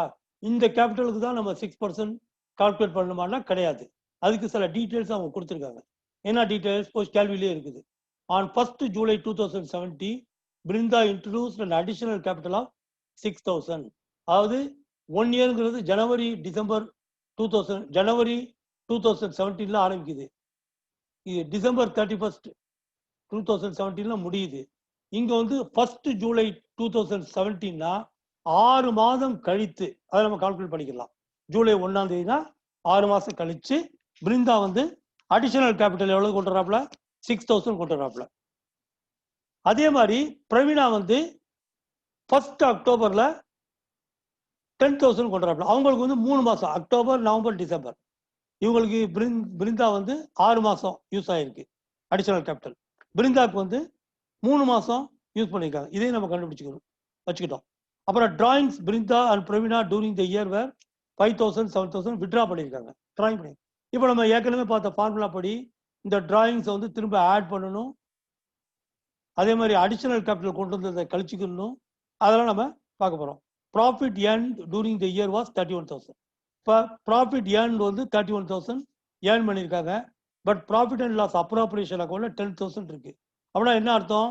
இந்த 31,000 ஏர்ன் பண்ணதுல 10,000 தான் இதுல மிச்சம் இருக்குன்னா இந்த 21,000 பிரிச்சு பிருந்தாவும் பிரவீனாவும் ஏற்கனவே அக்கௌண்ட்ல எடுத்துக்கிட்டாங்க. இப்போ நம்ம இதெல்லாம் திரும்ப ரிவர்ஸ் பண்ணணும், அவ்வளவுதான்.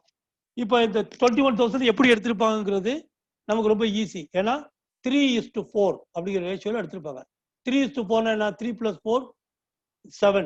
அப்ப 21 7ஆல பாத்தீங்கன்னாக்கா அப்ப நம்ம ஈஸியா நம்ம கண்டுபிடிச்சிடலாம். ஓகே, 3:4 அப்படிங்கிறத நம்ம ஈஸியா கண்டுபிடிச்சிடலாம். எப்படி? அப்ப 21,000 வந்து 7, ஸோ இட் இஸ் 3 into 4 அப்படிங்கும் போது 9 into 12. So who is the first one? Brinda. Brinda is 3:4. So Brinda is 3. So Brinda is 9,000 and Pravina 4. So that means 12,000. Okay. So in the amount நம்ம தெரிஞ்சுக்கிட்டோம். இப்போ now we have to go to calculate this reverse. அப்போ beginning capital என்னன்னு தெரிஞ்சுக்கிறது. So what we will do? Capital on the at the end வந்து 30,000, இவங்களுக்கு 40,000. Drawings கொடுத்துக்கப்பட்டது 5,000, அதே மாதிரி 7,000. இப்போ நம்ம இதை ஆட் பண்ணி எடுத்துக்கிட்டோம். இப்போ லெஸ் பண்ண வேண்டியது அடிஷனல் கேபிட்டல் 6,000 ரூபா கொண்டு வந்தாங்க, 10,000 கொண்டு வந்தாங்க. Profit already credited. ஒருத்தவங்களுக்கு 9,000, ஒருத்தவங்களுக்கு 12,000 நம்ம ஏற்கனவே கிரெடிட் பண்ணியிருக்கோம். So total become 15,000. இது வந்து 22,000. ஸோ இதை மைனஸ் பண்ணோம்னா so capital at the beginning வந்து பிருந்தா 20,000 அண்ட் பிரவீனா 25,000. இப்போ நமக்கு கண்டுபிடிச்சாச்சு. இப்போ now we have to calculate the interest. இதான் நம்ம ஏற்கனவே கண்டுபிடிச்ச இந்த அக்கௌண்ட்ஸ் வச்சிருக்கோம். ஸோ பிருந்தாவோட calculation opening capital for 1 year 20,000 1 year ஃபுல்லாக யூஸ் ஆயிருக்கு. 6% இன்ட்ரெஸ்ட் பை 100 into 1 அப்போ 1,200. அவங்களுடைய அடிஷனல் கேபிட்டல் 6 months யூஸ் ஆயிருக்கு. ஸோ 6,000 6%, 6 months தான் 6/12 180. ஸோ டோட்டல் இன்ட்ரெஸ்ட் அமௌண்ட் வந்து 1,380. அதே மாதிரி பிரவீனாக்கு 25,000 அவங்களுடைய initial capital 6% into 1, so 1,500. Additional capital 3 monthsக்கு தான் அவங்க யூஸ் ஆயிருக்கு. அக்டோபர் 1ஆம் தேதி தான் அவங்க கொடுத்துருக்காங்க இல்லையா? ஸோ அதனால 10,000 6/100 3/12 3 monthsக்கு, ஸோ 150. ஸோ அவங்களுடைய கேபிட்டல் இதுதான் simple calculation. So just we have to reverse back and find out the opening balance. Opening balance வச்சு நம்ம இன்ட்ரெஸ்ட் கால்குலேஷனை கண்டுபிடிச்சிடலாம். So journal entry, how do we make the journal entries for interest on capital account? First, interest on capital account ஒரு expense account, ஒரு nominal account மாதிரி. So we have to prepare it, debit that and credit to partners capital accountல credit பண்ணிடணும். அதுக்கப்புறம் இந்த interest on capital account nominal account இருக்கக்கூடாது, அதை close பண்ணி ஆகணும். அது எப்படி க்ளோஸ் பண்றது? அந்த interest on capital account credit பண்ணிட்டு profit and loss appropriation account debit பண்ணிடணும். ஏன் அப்படின்னா because the logically interest on capital is given from the profit only. Profit இருந்தா மட்டும்தான் நம்ம வந்து கொடுக்கணும். அதனால ப்ராஃபிட்ல இருந்தா ப்ராஃபிட் பூரா ப்ராஃபிட் அண்ட் லாஸ் அப்ராப்ரியேஷன் அக்கௌண்ட்டுக்கு கொண்டு போய் அங்கேருந்து தான் இன்ட்ரெஸ்ட் ஆன் கேபிட்டலை கழிக்கிறோம். So that is the idea. இதான் வந்து நம்ம கண்டுபிடிக்க வேண்டிய சொல்ல வேண்டிய ஒரு இது. So the remaining part we will continue for the salaries, அப்புறம் டிராயிங்ஸ் எடுத்து அதுக்குள்ள interest calculations, there are so many thing. How to they share the profit, எப்படி ஷேர் பண்ணுறது, அப்புறம் குட்வில் வேல்யூஷன்லாம் எப்படி பண்ணுறது, இதெல்லாம் நம்ம பார்ப்போம். Then admission of new partners எல்லாமே will continue to having different lectures for that particular things. And I await your enquiries and questions, any doubts. Please do not hesitate to call me either through WhatsApp or email, or give me a comment on YouTube channel itself so that I will come back. You can also request me a PDF document of my presentation. So that is things. எல்லா புகழும் இறைவனுக்கே.